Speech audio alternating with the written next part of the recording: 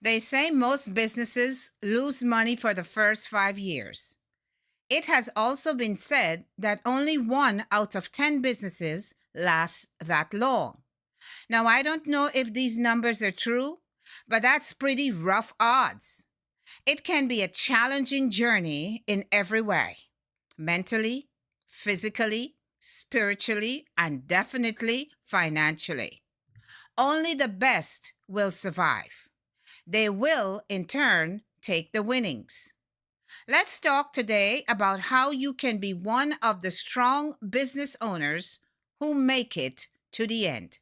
Specifically, I want to talk about mental and spiritual toughness. Hello, my name is Leovona. I have been creating and building businesses for over 25 years. I am a mentor and sales coach for small and new business owners, and I'm here to help you win. If that sounds like something that you would like more of and you want to be able to find me later, subscribe to this channel. Business is definitely not a game for the weak of heart, but the victory is mighty sweet if you are one of the few who has what it takes to make it.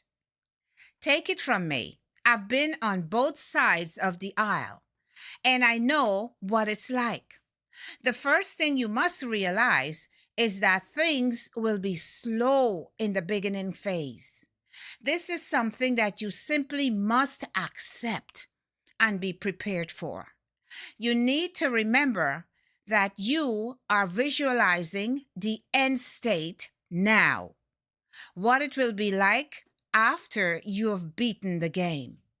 You are exerting faith, which is necessary and good, but don't be deceived. This is not what it's gonna be like in the beginning at all. You will likely pour out your heart and soul into this thing only to hear crickets. Give it time, however, and customers will slowly find you and trickle in. Be consistent. Keep your head down and exercise all of the belief you can muster during this phase. You are going to need it. The race is not for the swift, but for those who endure to the end. So belief is critical, but belief alone is not enough. If you want to actually win, you are going to need more than just belief. You will also need action. As the Bible says, faith without works is dead. You see, in order to be the type of person who can make it to the winner's side of the challenge, you must be consistent. You need to show up to your business and present your offer, regardless of what you can see. No matter how slow the activity may seem, you keep pushing on. God is the author and finisher of your faith, and you must believe this. We can do nothing without Him. Remember that. It will appear for now that nothing is going to happen, but that is an illusion. People simply need time to realize that you exist. So show up on time. Be present when you say you will, when you will be, and always wear a smile. Consistency matters. People will notice your consistency or lack thereof. You must be mentally and spiritually tough for this journey. Have a great attitude, regardless, and exude positivity. People are feeling you out, to see if you believe. Make them believe too.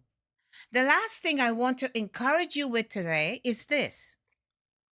I know you have embarked on this journey of entrepreneurship for reasons that are very important to you. I want you to know that I believe in you. Never doubt yourself. Never accept the lie that you are not of the entrepreneurial breed. I'll give you an example. Our Vice President of the United States of America was a child who was abandoned by his father. His mother then had drug abuse problems and had to turn custody over to his grandmother. Vice President Vance, under the tutelage of his grandmother, turned out to be a respectable young man who served his country, came back, and now has a thriving business. And he's only 41 years old. And who knows? He may even become the next president. So don't tell me you can't do it. You never know.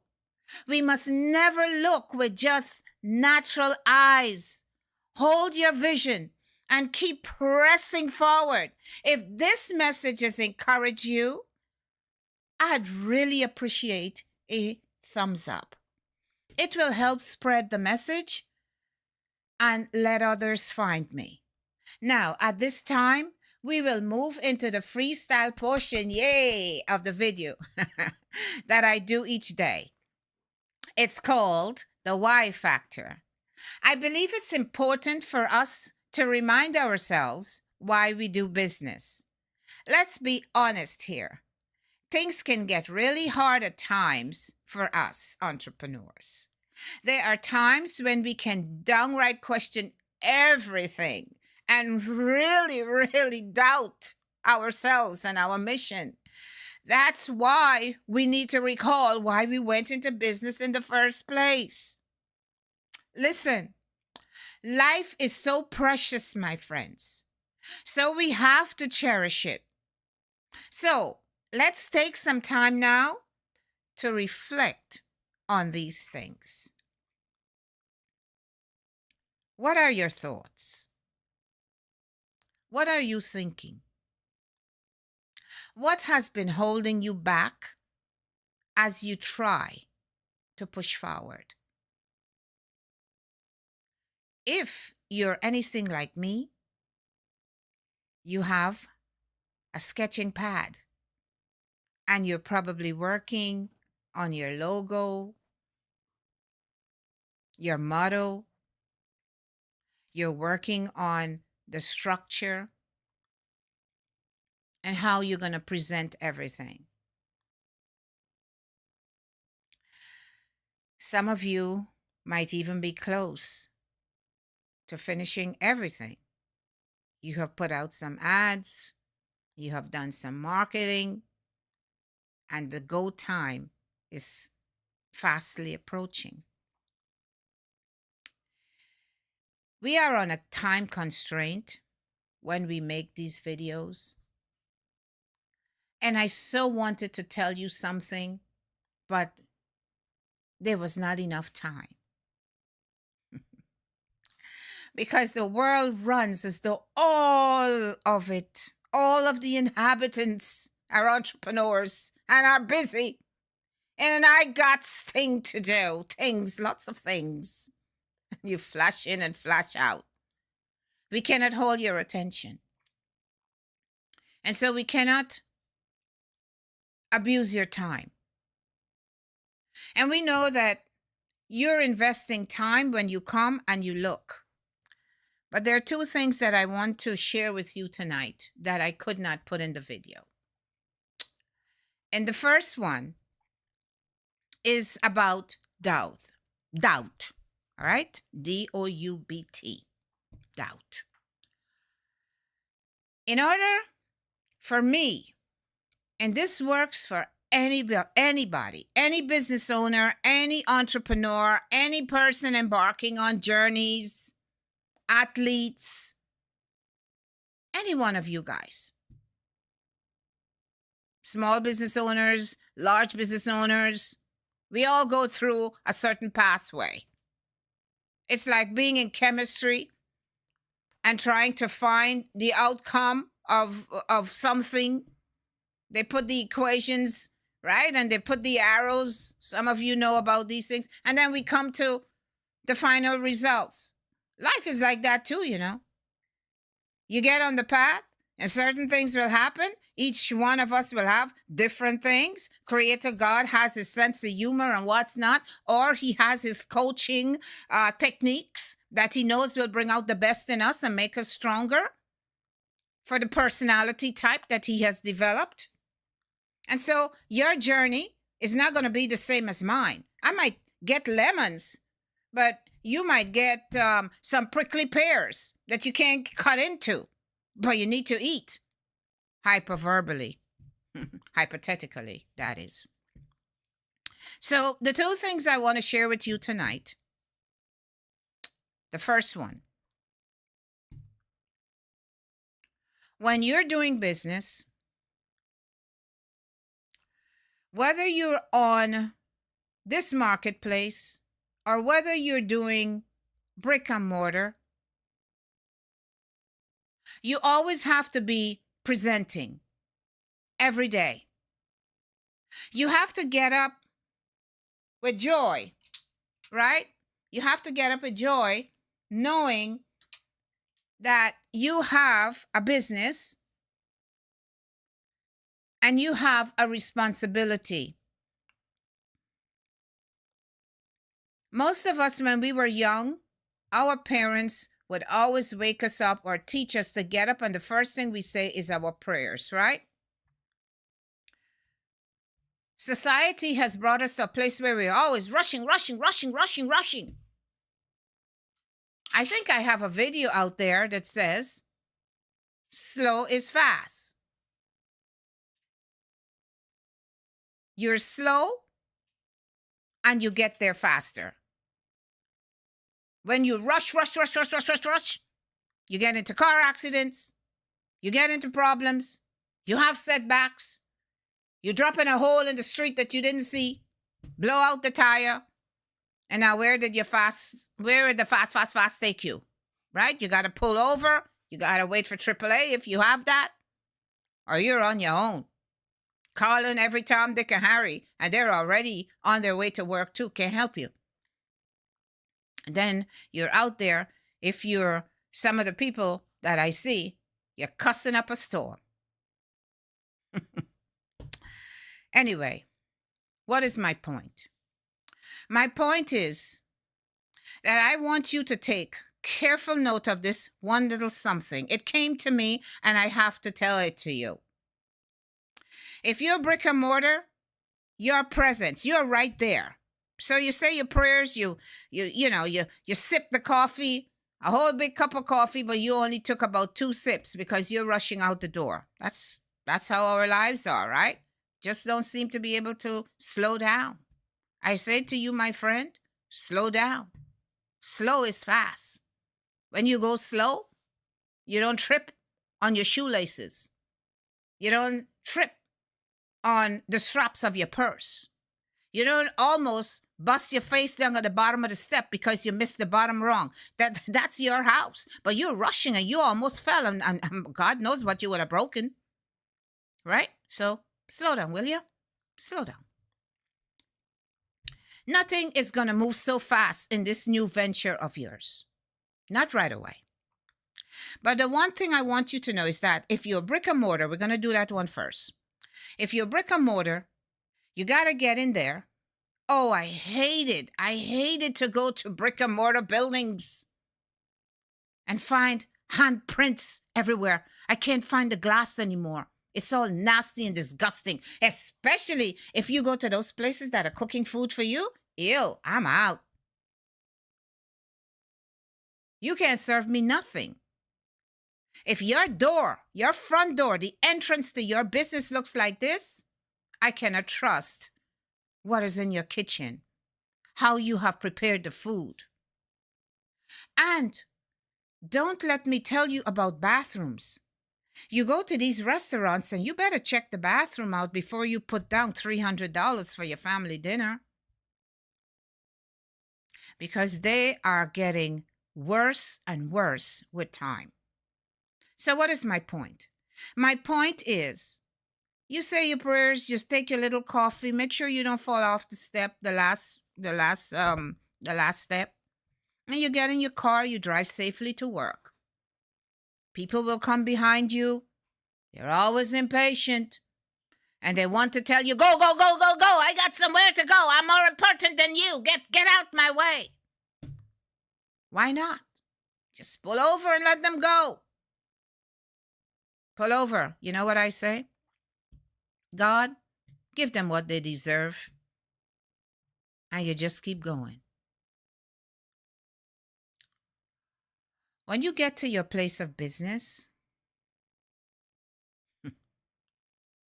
there's a nice little secret that I'm going to tell you. You get in that place, you stand in the middle of it, and you thank God for giving it to you, for giving you the finance to start the operation. And you praise Him and ask Him to bless you with clients, to send you your clients. And when you start first, you will not have someone cleaning your office space. You will not have someone cleaning your front door. So you get to work, you dust your office, you dust your tables, you dust whatever needs to be dusted. You clean your glass, that is the entrance. Everybody watches everything. You clean the outside of your property. And as you clean, you praise God and you thank Him for the business that will come in. Now, this is the thing that I want you to know. You know how when you're out in public, you always have to be circumspect and you always have to watch how you carry yourself, how you behave. It's like going to a club and you all drunk and have people winding up on you and you winding up on people, right? Look at the last experience with the woman who was she? She was the director of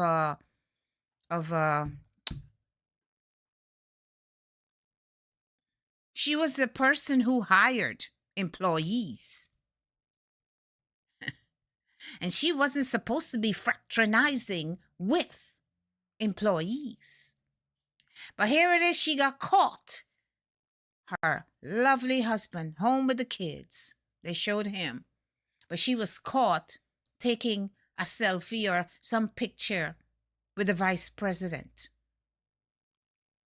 You never know in the space that we're dealing with what can mess you up. So you always have to be circumspect.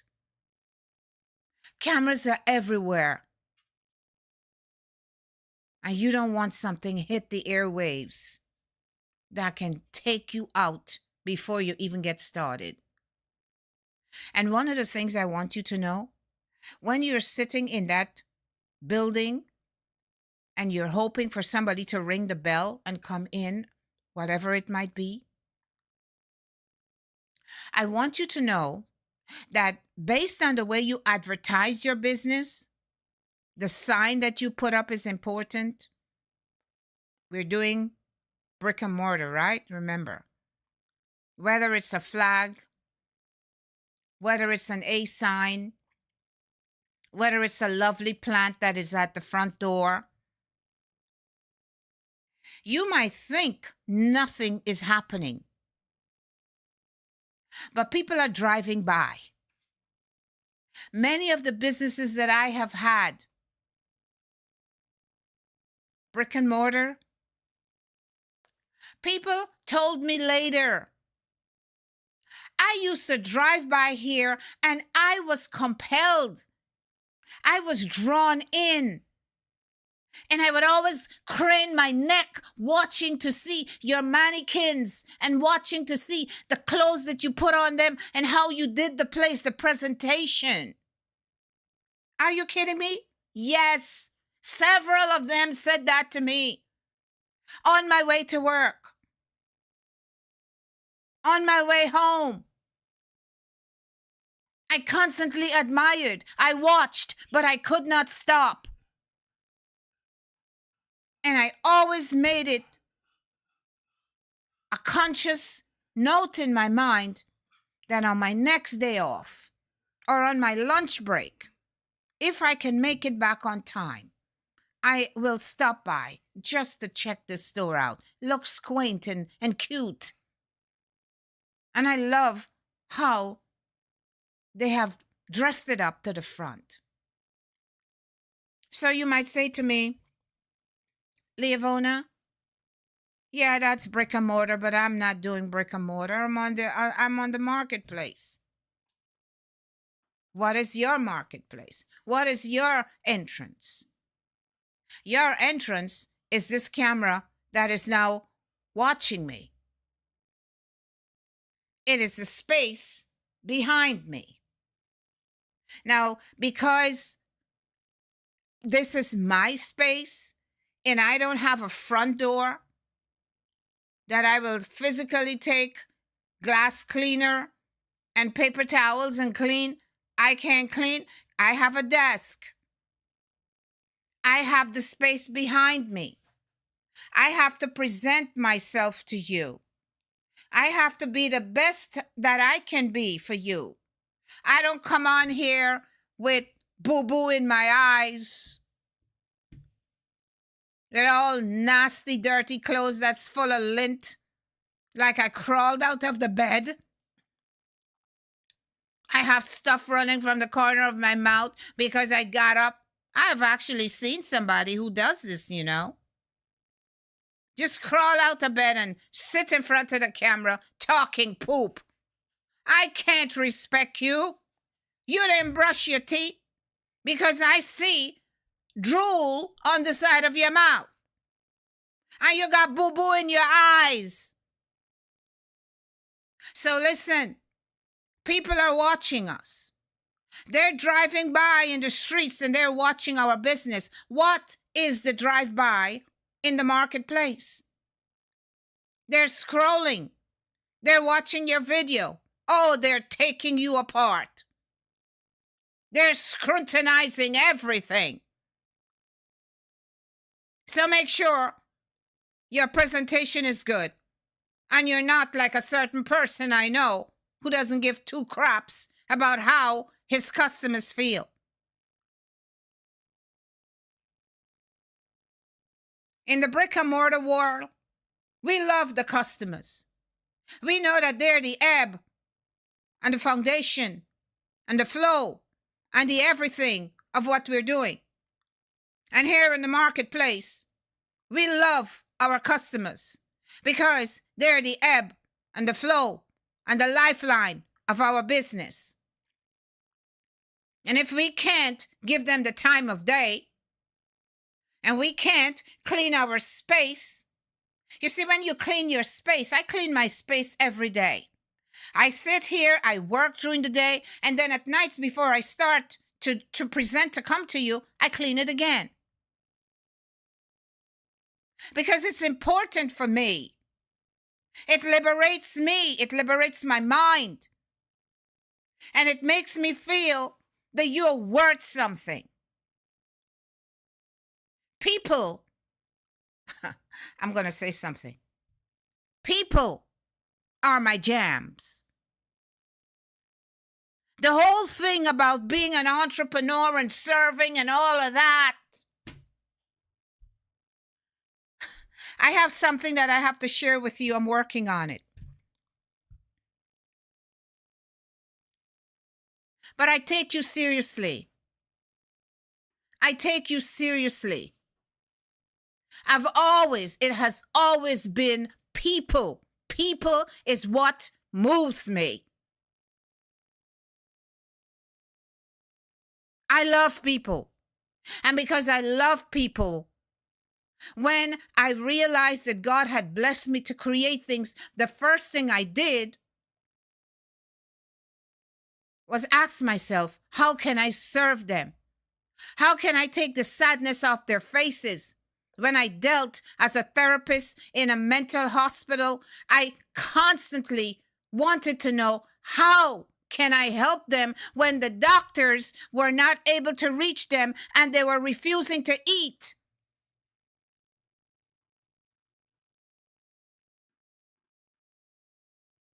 I always reached out And I cried out to God, you have me here. Use me. Show me how to reach them.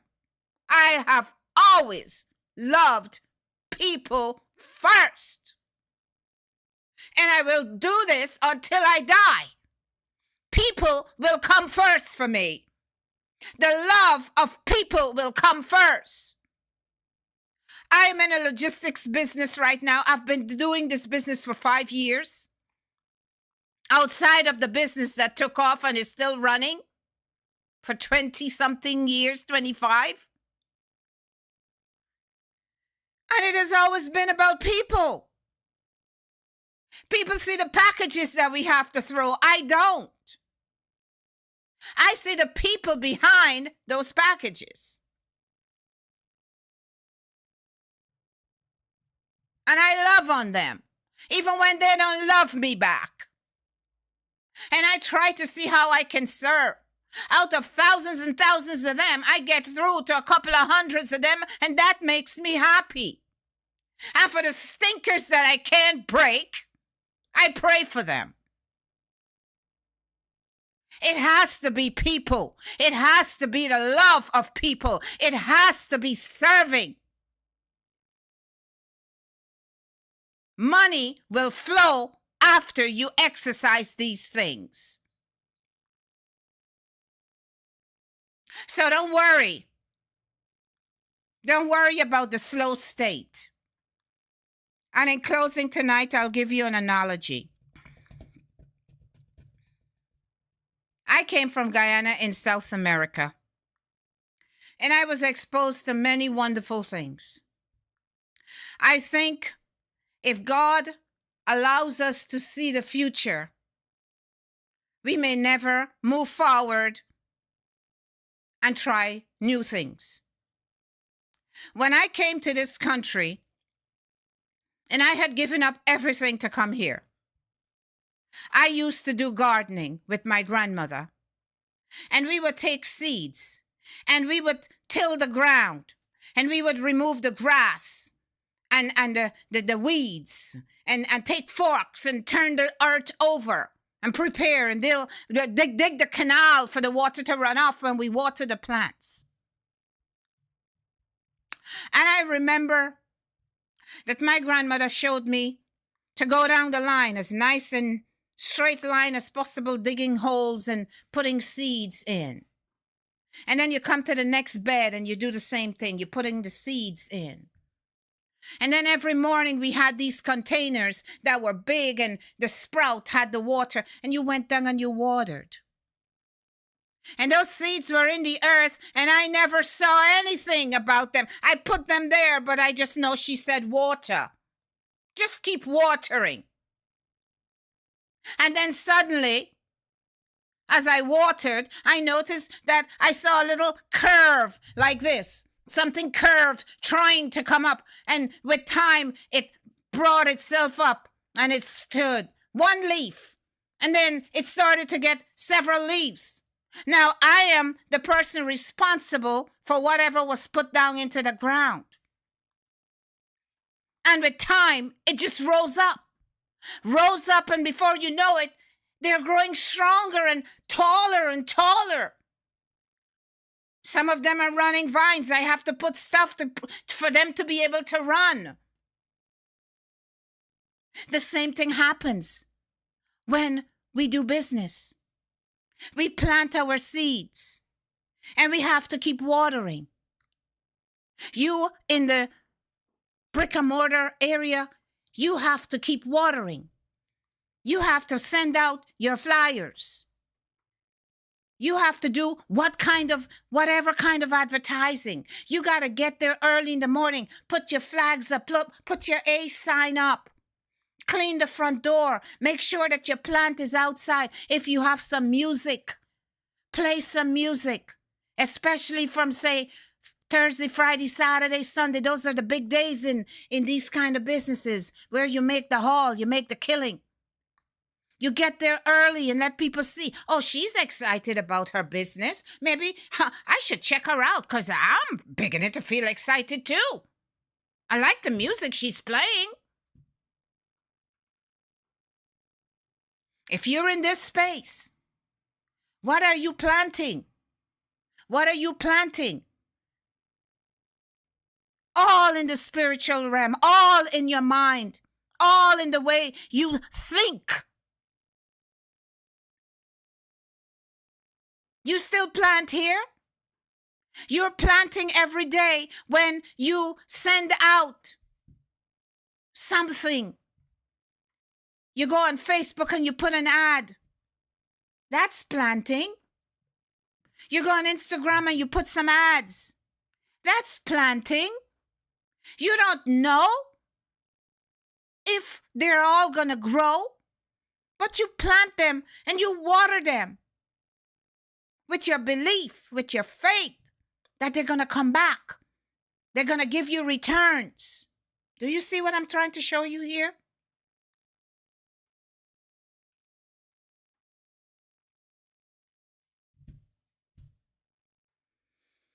Oh, my friends. Like I said at the start of this, if I had been given the future, you would have never found me. You will never get to meet me. You will never have the opportunity to know me. Because the things that I know now might make me not want to take the path that was put in front of me. And I'm not perfect. And I have made mistakes. And I might have chosen to stay in my country. If I knew that I would come to America and it would be so hard for me to get a plot, to get land that I can plant and do the things I used to do as a little girl. People made us look down upon the lifestyle that we had. But now I crave that. A little before we went into the pandemic, they called it the pandemic, it was COVID first. I was right in line to get a house, 7 acres. And I dreamed of the way I would plant up a certain section of it because I love to plant. I love to be outside. I love to relive what I had at home. Put a hammock up between 2 trees and just sleep out there. And let the breeze just caress me. Simple things. The pandemic came. The COVID came. They said it was pandemic. The banks pull out. But I don't regret it. I tell God, I know He has something better for me. And I move on. And when I get the thought of how I lost that property, I praise Him and I keep it moving. I saw the other day a woman was telling they had a townhouse and a family was distraught over the fact that they had come into this agreement to get this house. And after the Democrats shut down the government, she was on this town hall meeting telling them, what are you going to tell me now? How can you help me? My family and I are in this house. We have to vacate. And we were supposed to get a house. But because of what you guys did, we lost everything. My dears,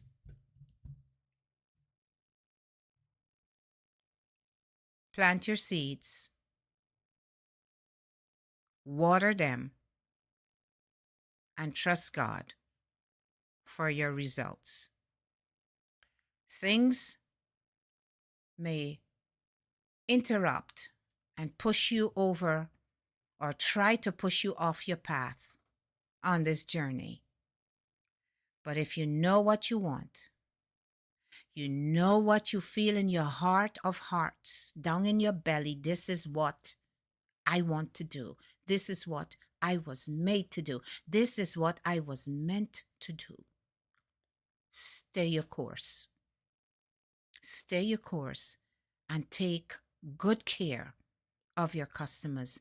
If and when they come, matter of fact, we don't say if, when they come, love on them. Start loving them now. They're souls and they will find you.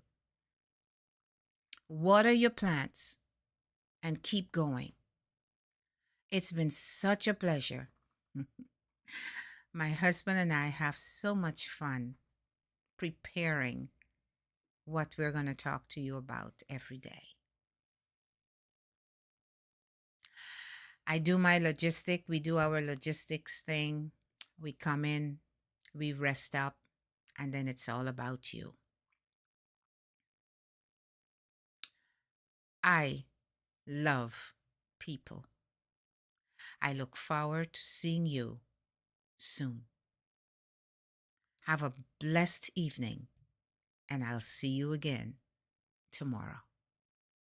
God bless you. Good night.